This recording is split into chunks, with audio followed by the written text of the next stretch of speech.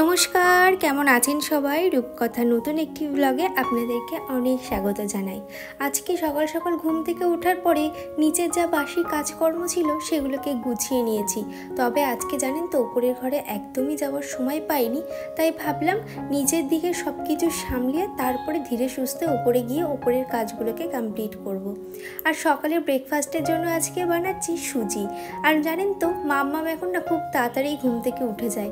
যখনই আমি ঘুম থেকে উঠি ও দেখে আমার সাথে সাথে উঠে যায়।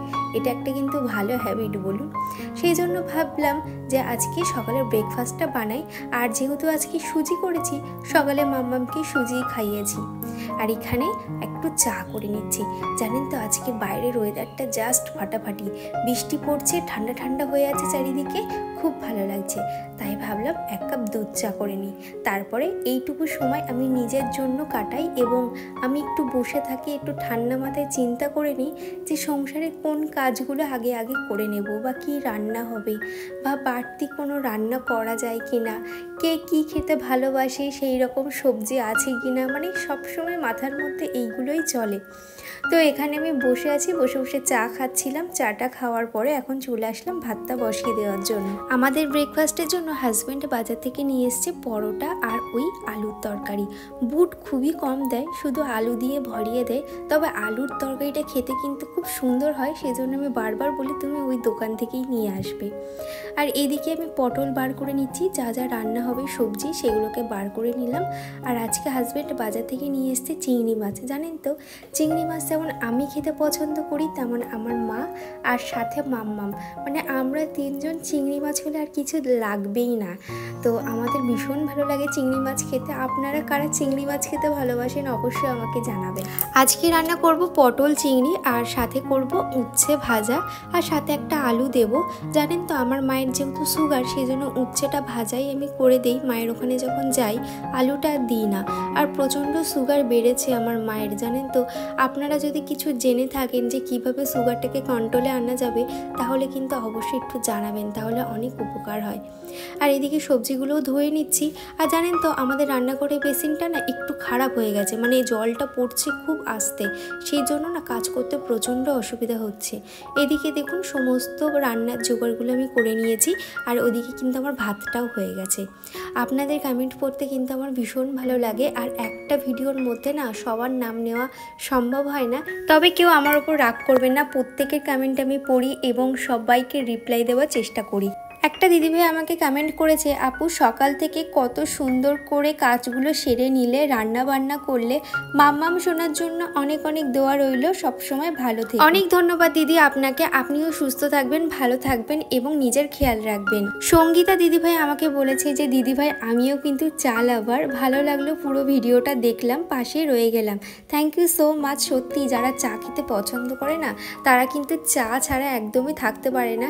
ওই 2-3টে দিন যদিও বা একটু কষ্ট করে থাকা যায়, তারপরে কিন্তু আর হয় না। আর আমি তো দুবেলা চা খাই, আর আমি ভীষণ পছন্দ করি চা খেতে। আর একটা দিদিভাই বলেছে যে দিদি আপনার ভিডিওর এডিটটা খুবই স্মুথ, কিভাবে এডিট করেন একদিন ভিডিও নিয়ে আসবেন। তো এইভাবে তো ভিডিও নিয়ে আসা যায় না, তো আমার কাছে এক্সট্রা যেদিন একটা ফোন থাকবে, তো আমি সেই ফোন দিয়ে আমি আপনাদেরকে দেখিয়ে দেব যে আমি কিভাবে এডিট করি। আর একটা দিদিভাই বলেছেন যে দিদি তুমি কি ফোন দিয়ে ভিডিও বানাও যে ভিডিওর কোয়ালিটি এত ভালো আসে। তো আমি আইফোন 12 দিয়ে ভিডিও বানাই। আর এমন না যে আইফোন দিয়ে ভিডিও বানালেই কিন্তু কোয়ালিটি ভালো আসবে। অনেক ভালো ভালো অ্যান্ড্রয়েড ফোন আছে, আমিও কিন্তু আগে অ্যান্ড্রয়েডই ইউজ করতাম।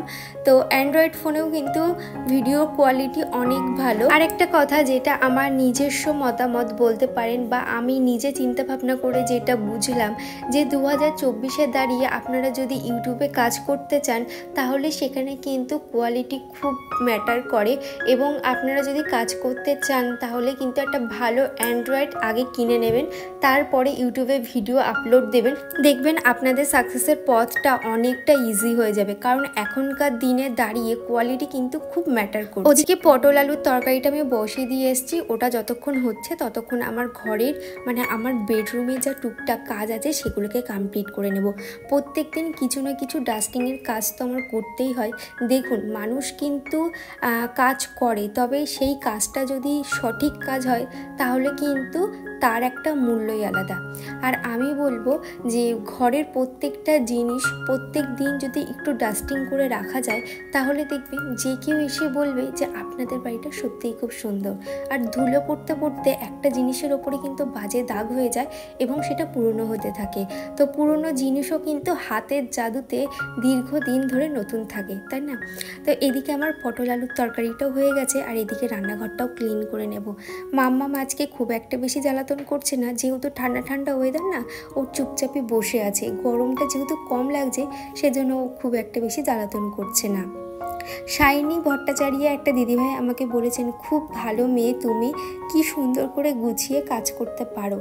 গুছিয়ে কাজ করতে কিন্তু আমি আগে পারতাম না, সবই সময়ের ওপরে ছেড়ে দিয়েছিলাম এবং সময়ের সাথে সাথে আমি যখন একটা মেয়ে থেকে মা হলাম আর তারপর যখন আমি আমার সংসারটাকে গুছিয়ে নিলাম তখন দেখলাম প্রত্যেকটা কাজ কিন্তু আমি ধাপে ধাপে করে নিতে পারছি, আমার কোনো রকম কষ্ট হচ্ছে না। কারণ এই কাজটা পড়ে থাকলে নেক্সট টাইম গিয়ে বা কোনো সময় গিয়ে কিন্তু ওই কাজটা আমাকেই করতে হবে।